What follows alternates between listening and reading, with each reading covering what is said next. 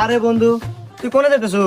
আরে আমি যাইতেছি একটু বাজারে লেবু কিনবেন নিয়ে, ওই ইফতারের সময় শরবত বানাবো তো। হ্যাঁ, লেবু কিনবে যাবে? লেবুর গায়ে আগুন, আলির দাম 180।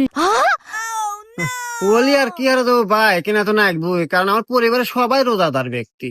ও, তুই রোজা আছো তো? এইটা কোনো কথা কলু? হ্যাঁ, আমি রোজা থাকবো না?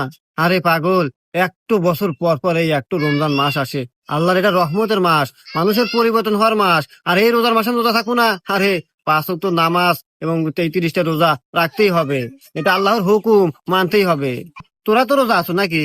আরে হ্যাঁ পাগল, রোজা থাকবো না? আল্লাহ এইরকম একটা রহমতের মাস দিছে আমাদের মাঝে। নামাজ কালাম রোজা সবকিছু বেশি বেশি করব, ডবল ডবল সওয়াব নেকি সব পাবো আমরা। আর ভাই, একটা বছর পর পর আমাদের মাঝে এই রমজান মাস আসে, বিশাল ইবাদতের মাস। এই মাসে আমরা রোজা নামাজ বেশি বেশি করব এবং বেশি নেকি পাবো। আর আমরাও থাকতেছি আর থাকবো ইনশাল্লাহ। আরে তোমার কথা শুনে অনেক খুশি